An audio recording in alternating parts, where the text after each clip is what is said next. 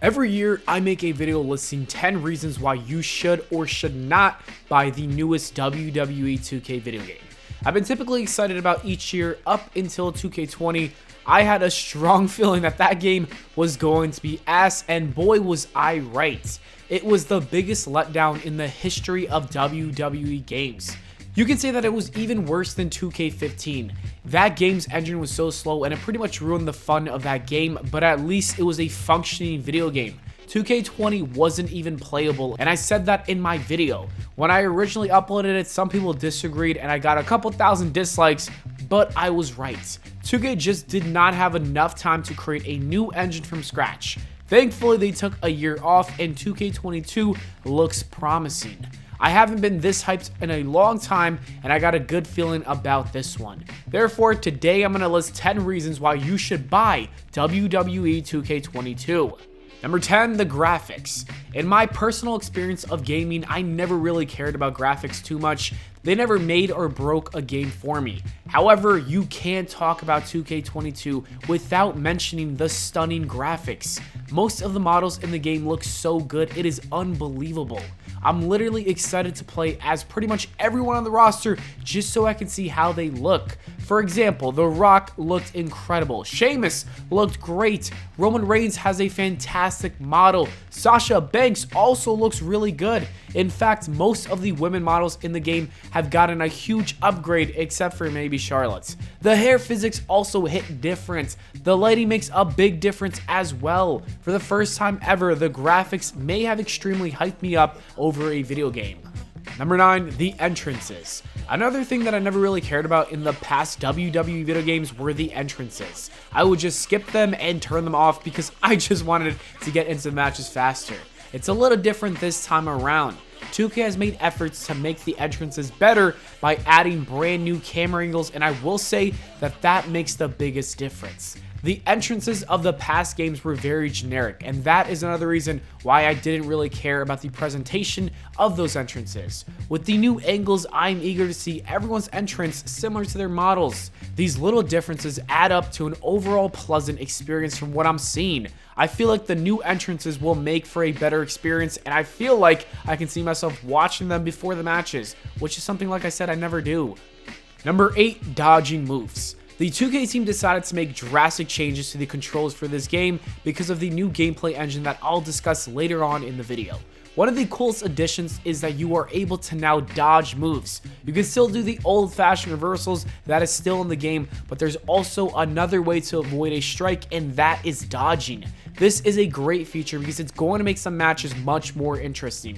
It won't just be your typical reversals. You can now dodge and hit your opponent with a unique strike. I think this is a big game changer that many people are not really talking about too much. On top of that, you can also block strikes. That means there are 3 effective ways to avoid the offense from your opponent, and that will make up for fresh matchups. Number 7, the roster finesse. People are concerned with the roster for WWE 2K22 because the company fired so many people since 2K has been working on the game in 2019. The good news seems to be that it may be too late to remove those wrestlers. 2K already finished most of the game, and take the career mode for example. There's a critical part that includes Seth Rollins and his former buddy, Buddy Murphy. He's been seen in the trailer, and Jeff Hardy was also in a different video they released across social media as well.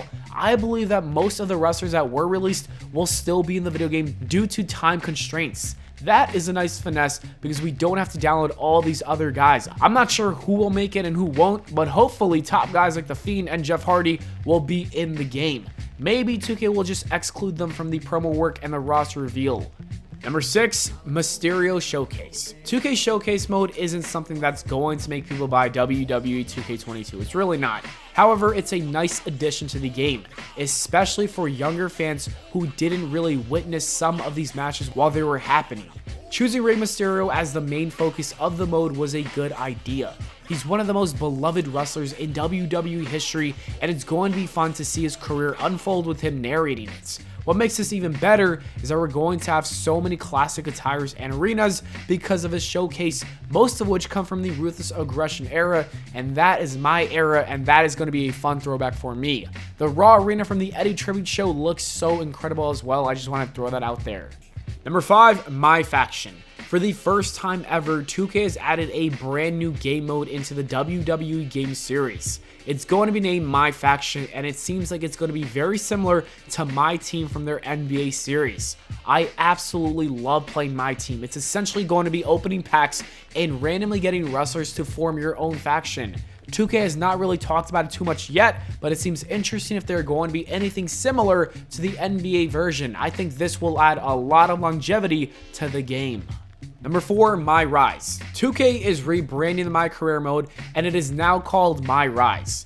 Now, we don't have too many details on this mode either, or any of the changes that they made to it, except that the developmental team did confirm that it is going to be different from 2K20. In the former game, there was one storyline that followed a male and female wrestler. It was an intertwined story that lasted about 24 or maybe 25 hours. 2K has stated that in the new game, there will be 2 separate storylines for both male and female wrestlers. It should last about 25 hours for each story, which means we got a total of 50 hours. I like the idea because it adds a lot more to the game, and it's probably better to keep these storylines apart to make them very unique.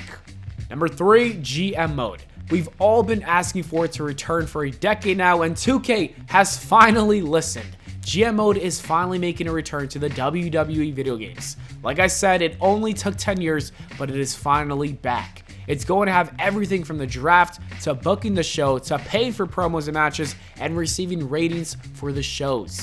Something tells me that this is a mode that a lot of people are going to be playing for a long time. It's nice that 2K finally listened to their fans. It really seems like there's a ton of modes that will make this game last for a while. Number 2, the new gameplay engine. Earlier in the video, I talked about the new gameplay engine that 2K is introducing, and I thought I should talk about it more because it seems like it is the best change to happen to this game. One of the biggest reasons 2K20 sucks so much is because of the glitches and the errors. Outside of that, they tried replicating the old engine and it just did not work out. I like the idea of moving away from that engine and introducing something that has more of an arcade style to it.